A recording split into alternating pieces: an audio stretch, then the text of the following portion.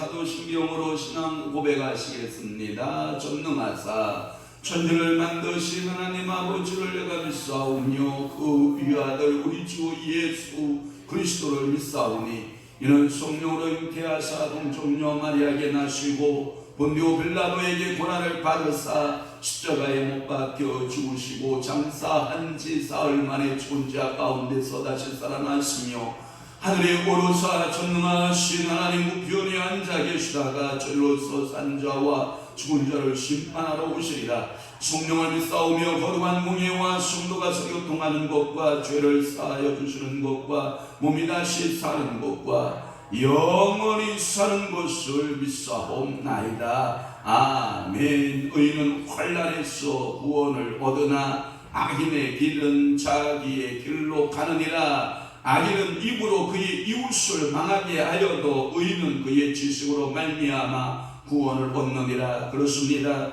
오늘도 의인들을 하나님께서 구속하지만 그러나 악인들은 자기의 길로 또한 악인들은 자기의 망하는 길로 멸망의 길로 스스로 행하여 간다라고 말씀하고 있사오니 오늘도 우리가 예수 그리스도를 믿는 의인 되게 하시고 그래서 구원받는 자 되게 하시고 하나님 아버지 앞에 무릎 꿇어 변하여 기도할 때마다 하늘 보고 하늘의 문을 열 수 있는 믿음의 신실한 성도들이 다 되도록 성령께서 오늘도 불꽃 같은 눈동자로 지키시고 한없는 성령의 기름 부으심으로 은혜 내려 주옵소서. 오늘도 말씀 듣고 기도하는 성도들의 간절한 고백과 기도를 주님이 응답 주옵소서. 오늘도 방송을 듣고 있는 모든 성도들을 주님께서 축복하여 주시옵소서. 오늘도 말씀을 종에게 하나님 아버지 성령께서 감동하셔서 하나님 아버지 성령이 이끌려 말씀을 풀어낼 수 있는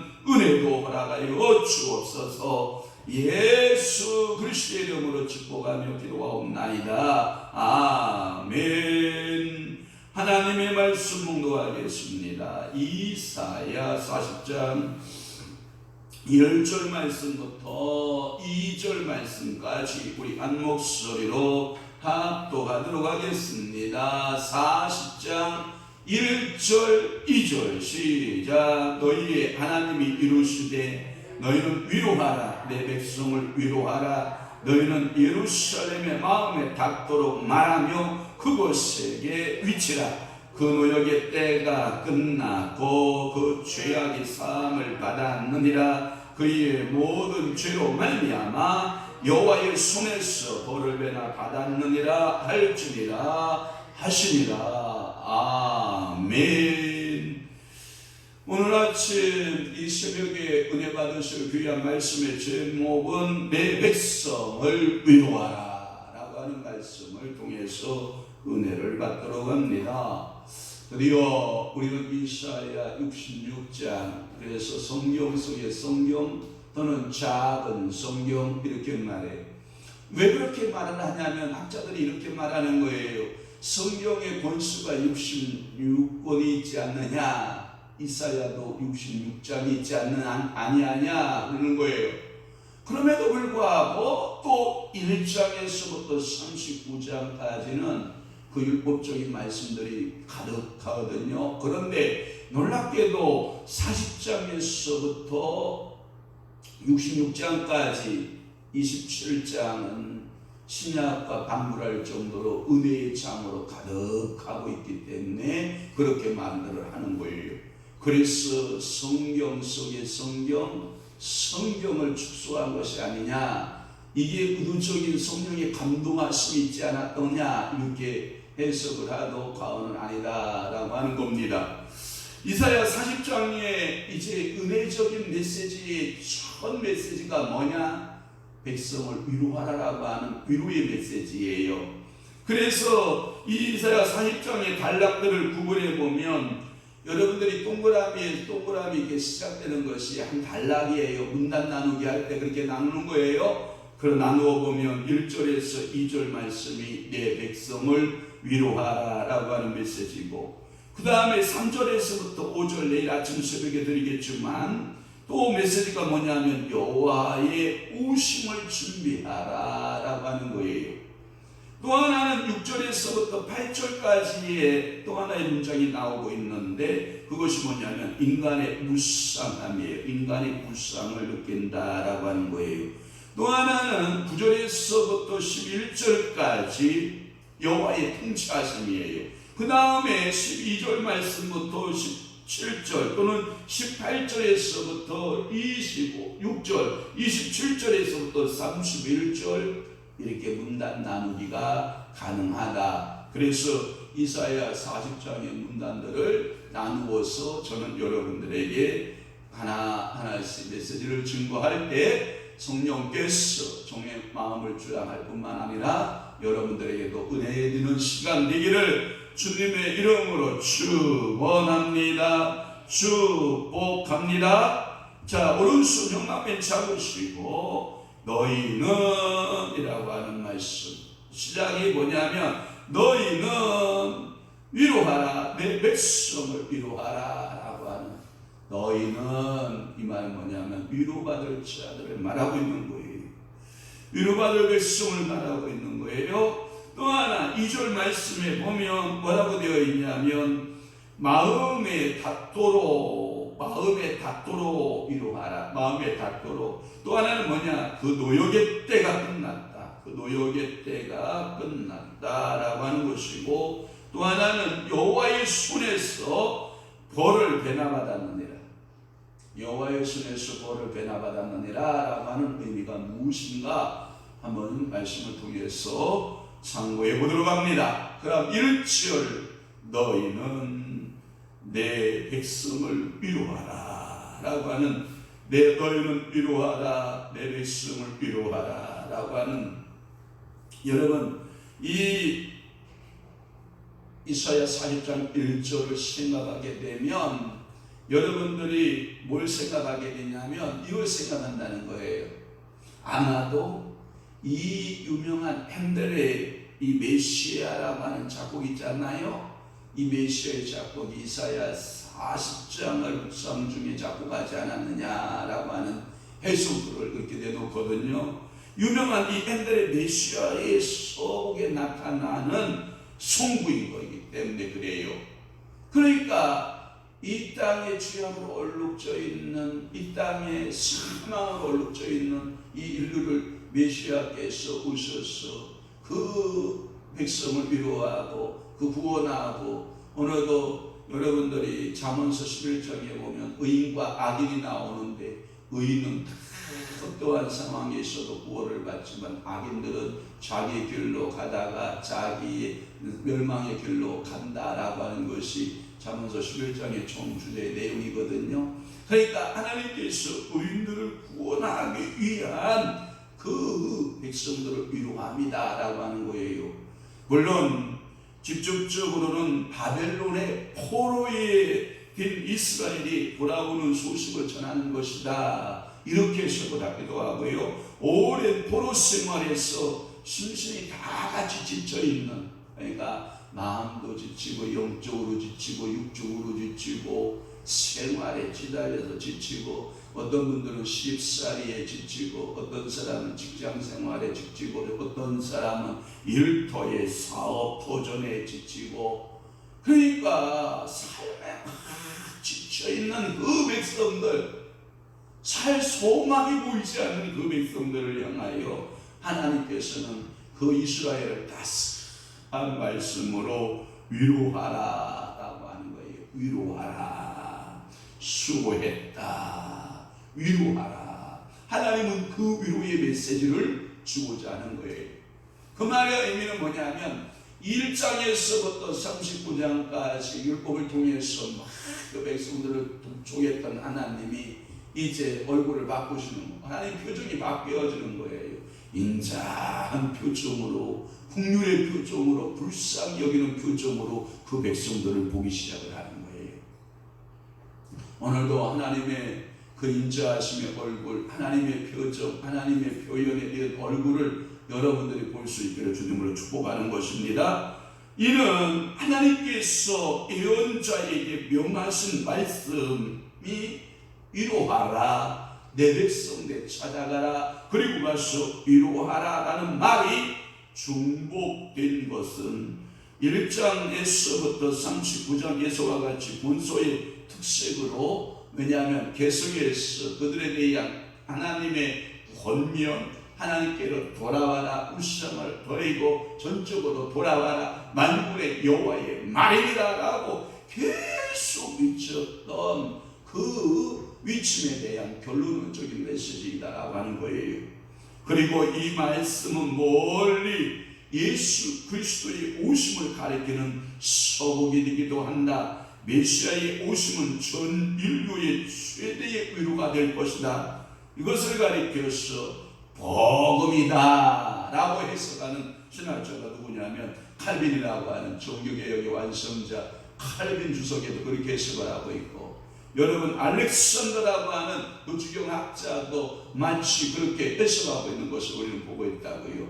그렇다고 하면 이 메시아의 속과 같은, 그래서 예수 그리스도가 오셔서 이 땅에 사역하게 되는 그 성격과 그 메시아의 사역에 대한 그 내용들을 위로라고 하는 그 메시지 안에 담고 있는 학축적 의미는 너무나도 크다라고 하는 거예요. 그 신학적 의미가 너무나도 크게 담겨져 있다라고 하는 거예요. 그러니까 오늘도 기도하다가 주님께서 위로하시고 한마디만 되더라고요. 저 같은 경우는 아들아, 이 음성 한마디만 들으면 그냥 얼었던 마음들이 그냥 봄날같이 다 녹아버리고 근심하고 염려하고 있다가도 내 아들아 한마디 메시지 음성만 들으면 그냥 두 눈에 눈물이 핑 누르기 시작하고, 가면 마음 성령께서 마음의 감동 한마디만 턱 하시면 그냥 모든 것이 매였던 것이 높고, 성령께서 오셔서 내가 너를 위로하노라, 내가 너를 사랑하노라, 이 한마디면 모든 것이 다 해결되는데요. 여러분들은 안 그렇습니까? 주님께서 이분의 모습, 여러분들이 기도할 때 현현의 모습이 느껴질 때마다 여러분들 모든 삶의 인생의 무거운 짐의 문제들이 다 해결되고, 여러분들의 기쁨과 감격과 말씀의 역사가 살아 꿈틀거리는 성령의 사람들 되시기를 주님으로 축원합니다. 그래서 너희 하나님이라고 하는 말씀을 써요. 너희의 하나님이 그러면서 뭐라고 말씀하냐면 내 백성 이런 말을 써요. 거기에 대해서 좀 더 풀어볼게요. 이 칭호가 뜻을 가지고 있는데 매우 인상적 칭호다 이렇게 해석하는 거예요. 그러면서 너희 하나님, 그러면서 내 백성 이렇게 말하는 거예요. 하나님 이스라엘과 하나님의 관계가 이것을 보고 뭐라 그러냐면 서먹서먹한 관계가 되었었는데 이제 정상적 관계가 이루어지는 거예요. 여러분 희한해요. 이런 게 서먹함이 있어요. 어떤 때는 이 아들과 아버지 사이에 굉장한 서먹함이 있어요. 희한하죠? 그럴 이유가 없는데 어느 집에 가면 아버지가 그렇게 어려워서 이 아들과의 관계가 서먹해지는 경우가 있고, 어떤 가정에 가면 어머니와 딸 관계가 서먹해지는 관계가 있고요. 보편적으로 아들과 엄마의 관계는 좋은데 또 하나 아빠와 딸의 관계는 좋은데 이게 같은 동성끼리 아들과 아버지의 관계가 서먹해지고 어머니와 딸의 관계가 이게 서먹해질 때가 있어요. 물론 안 그런 집도 있겠지만, 그런데 여기서 이스라엘과 하나님의 관계가 서먹해졌던 그 관계가 이제는 정상적 화목의 관계로 들어가는 거예요. 하나님은 그들의 하나님이고 이스라엘은 하나님의 백성이 되었다라고 하는 그것을 말하고 있는 거예요. 원래 이 관계는 신앙의 인물 가운데 아브라함 여러분들 기억하시나요? 아브라함을 가리켜서 성경에는 뭐라고 했냐면 내 벗이라 그랬고, 너희는 내 벗의 아들들 자녀들 내가 사랑하는 자의 자손들이다 이렇게 하나님께서 늘 보셨던 거거든요. 그래서 시작되어졌던 그 사랑의 친밀감, 하나님과 아브라함의 친밀감, 그리고 그의 후손들과 하나님과의 친밀감, 이것이 다시 회복되어져 가는 것을 말하고 있는 줄로 믿습니다. 오늘도 여러분들에게 하나님과의 친밀감이 여러분들의 삶 속에서 회복되시기를 주님으로 축원합니다. 예언자 시대에 와서 그것은 더욱더 명명하게 증거가 되고 있는데, 그 말씀의 의미는 뭐냐면 이스라엘이 하나님을 버리고 우상을 숭배하게 되면 하나님이 내리는 카드가 하나 있어요. 하나님의 표정이 있어요. 그것이 뭐냐? 인자의 표정이 아니에요. 그것은 율법의 표정을 가지고 계세요. 심판하시고 책망하시는 하나님의 얼굴 표정을 가지고 있어요. 그래서 하나님의 율법을 버렸다라면 곧 하나님을 버린 것으로 인정돼서 하나님의 얼굴이 싸나워져요. 그게 뭐냐면 내 백성이 아니다. 단호한 표현을 해요. 그게 언제 나오냐면 호세아 선지자 때 나와요. 호세아가 하나님으로부터 부르심을 받아요. 호세아야 미안하다. 너한테는 개인적으로 되게 미안한데 내가 너에게 지시할 것이 있다. 너는 가라. 저 창녀의 소굴로 들어가서 음탕한 여인, 음란한 여인 고멜을 네 아내로 삼고 자녀를 낳아라. 내가 이 땅에 내 마음을 표현하는 것을 상징적으로 말. 그런데 실상적으로 보면 그 깊이에 뭐가 들어있냐면 하나님의 사랑하심이 있어요.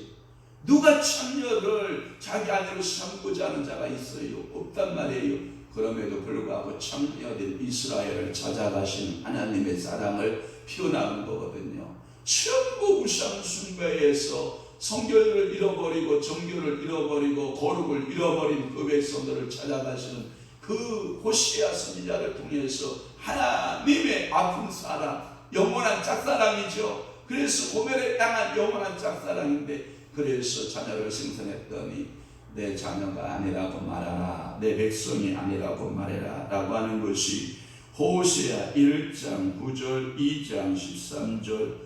그리고 그들이 철저하게 다시 회개하고 돌아와서 고멜에 회개하고 아이고 잘못했습니다 라고 자녀를 낳으면 다시 그 자녀를 가리켜서 내 백성이라 말할 것이다. 그러니까 반드시 그 가운데 뭐가 끼어 있냐면 회개하라가 끼어 있어. 아멘 합시다. 회개하면 뭐하고 회복되어지고, 회개하지 않으면 역시 써먹한데 간다.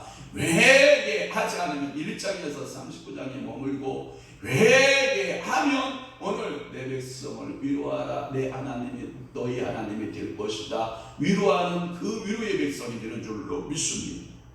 그것은 가장 따스한 위로의 메시지일 것입니다. 왜냐하면 이스라엘 백성은 포로 기간을 통하여 큰 시련을 겪었으나 아직 내 백성이라고 불리운다라고 하는 주님의 메시지이기 때문에 그래요. 왜냐하면 이스라엘 백성들이 바벨론의 포로로 끌려가서 70년 동안 바벨론 그발강가에 버드나무에다가 수금을 걸어놓고 그 강물이 자신들의 눈물처럼 흘러갈 때 그들은 그야말로 우상숭배의 죄악이 쫙 빠졌거든요.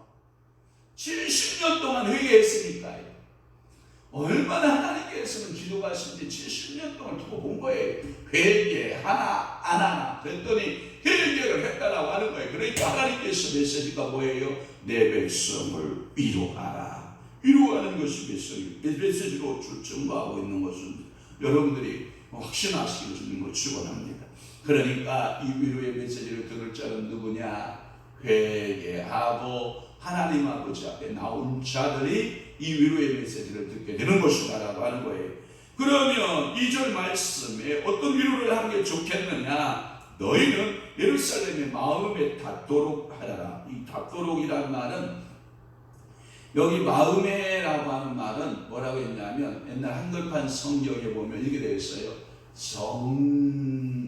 정다이라고 하는, 정다이 닿도록 그 말을 하도록 해라. 정다이 말하라. 네가 격양된 어투로만 하지 말고, 네가 분노하는 말을 하지 말고 다정스럽게 이야기하도록 하라. 또 하나는 그 노역의 때라고 하는 말을 한글판 성경에는 복역의 때라고 되어 있어요.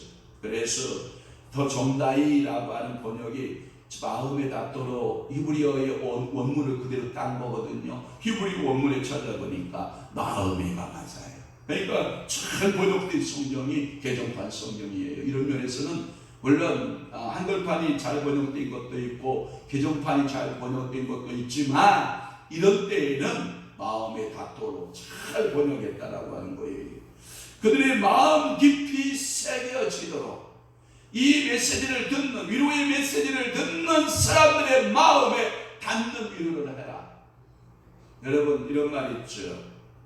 여러분들의 이웃이 어려움을 당하는 사람들이 있거나 또한 어려운 역경의 고난의 시기를 지나는 사람들이 있잖아요. 그런 사람할 때 어떤 사람은 이빨린 소리로 와서 위로하는 사람이 있고, 어떤 사람은 진짜 진정성을 가지고 이게 위로하는 사람이 있잖아요. 그런데 희한하죠. 우리는 영적인 그 요소들을 다분히 갖고 있어서 어떤 메시지를 이렇게 줄 때, 어떠한 그 위로의 인사를 줄 때 느껴지잖아요. 진정성이 느껴지고, 저 이빨린 소리다. 느껴져요? 안 느껴져요? 느껴져요? 그러면 그 사람 지혜로운 사람이에요. 안 느껴져요? 생각만 해봐야 돼요. 그래서 이 차원적 2차원 다른 거예요. 사랑하는 성도 여러분, 이 말이 뭐냐면 예루살렘에 말하는 것은 예루살렘을 수도로 하는 이스라엘 전 백성들에게 고하는 소식과 같다. 그 중에 대표적으로 누구를 말씀하고 있는 것이다? 예루살렘을 말하고 있는 것이다. 그래서 너희는 예루살렘의 마음에 닿도록 말하며 그에게 위치라. 그 소식은 이스라엘의 포로 기간이 이미 끝나고 그들의 죄악은 완전히 사함을 받았다라고 하는 메시지, 좋은 소식, 굿뉴스, 복음이다라고 하는 거예요.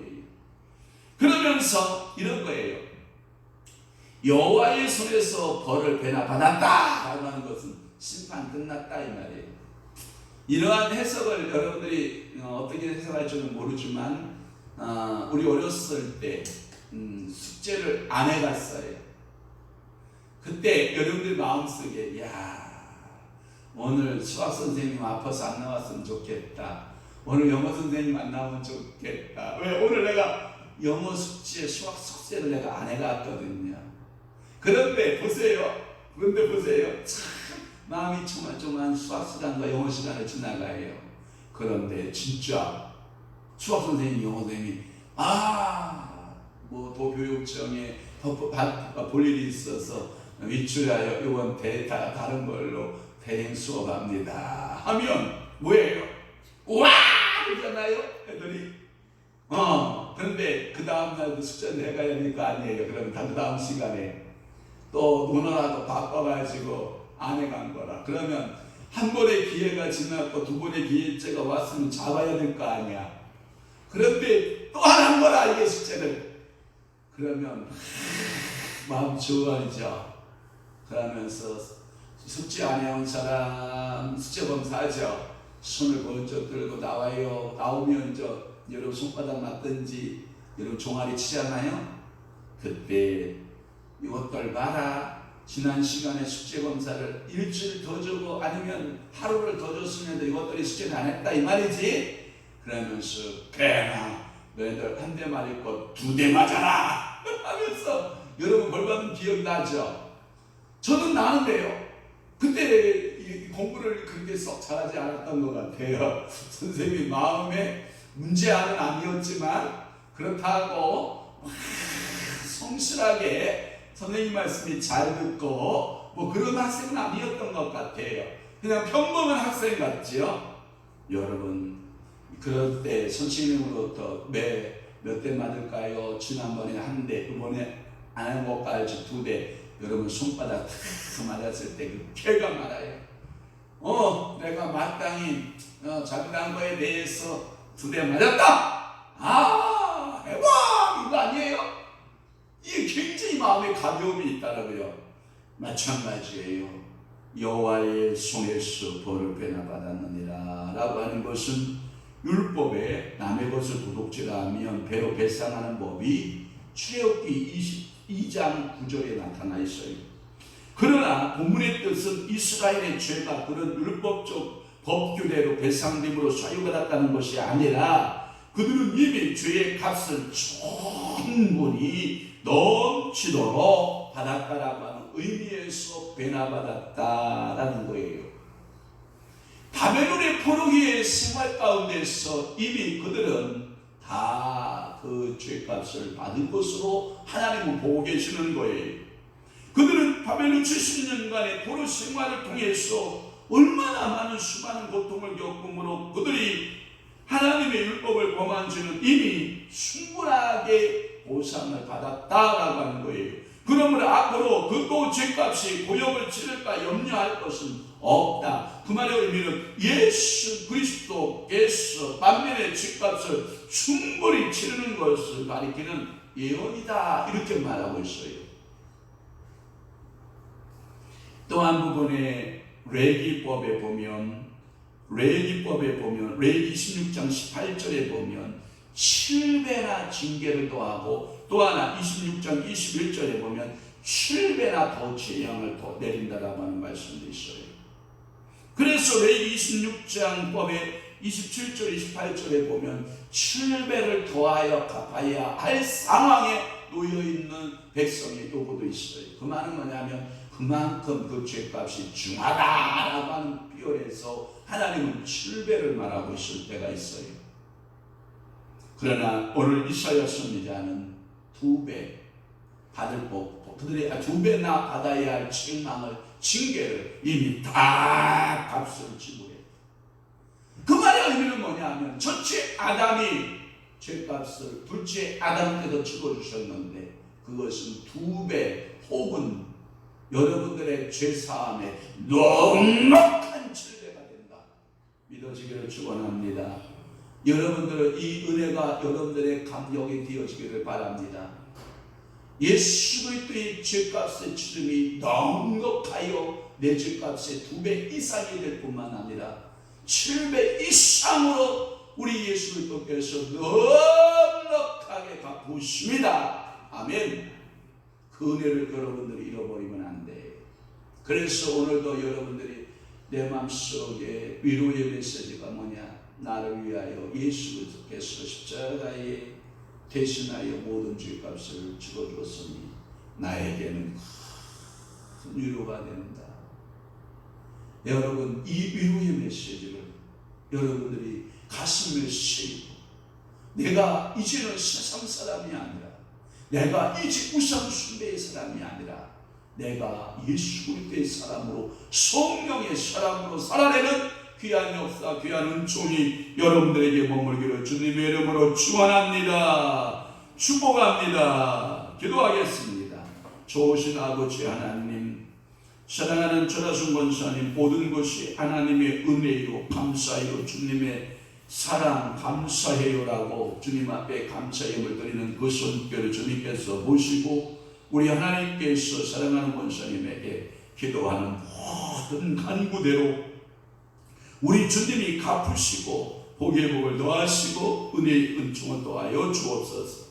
또한 우리 전하순 권사님 11조 예물로 주님 앞에 봉헌하여 드리오니 성경 66권에 기록된 대로 그대로 주님께서 축복하심의 역사가 임하게 하옵시옵소서. 또한 김유와 김시우 주님 앞에 1천 먼저 예물로 주님 앞에 봉헌하여 드리오니 주님께서 사랑하는 자녀들을 축복하여 주시고 지혜, 지식, 명철, 총명함과 건강으로 지키시고 역사에 주시옵소서. 사랑하는 귀한 위주모 속에 있었던 그 경건과 위주모 속에 있었던 그 신앙이 그의 자손들에게 그대로 흘러가고 상속받고 유업으로 하나님 아버지 받을 수 있는 놀라운 축복이 임하게 하시고 놀라운 하나님의 분복이 자녀들에게, 자손들에게 넘쳐나도록 우리 하나님께서 은혜 내려 주옵소서. 내 백성을 위로하라 말씀하신 주님, 오늘도 사랑하는 귀한 성도들을 주께서 찾아가셔서 위로하시고 저들이 기도하는 모든 기도에 응답 주셔서 위로해 주시고 저들의 모든 질병에서 노임받고 위로만 받게 하시고 악한 사단의 세력에서 노임받고 위로만 받게 하시고 오늘도 마음에 풀리지 않는 모든 것에 노임받고 위로만 받는 믿음의 성도들 다리도록 은총 베푸시옵소서. 지금은 우리 주 예수 그리스도의 은혜와 하나님 아버지의 극진하신 사랑하심과 성령님의 강화 교통 내주 유별사 충만하심이 오늘도 위로 속에 살아가기를 원하고 결심하는 귀한 성도들 심령 위에와 교회 위에 이제로부터 영원토록 함께 있을지어다. 아멘.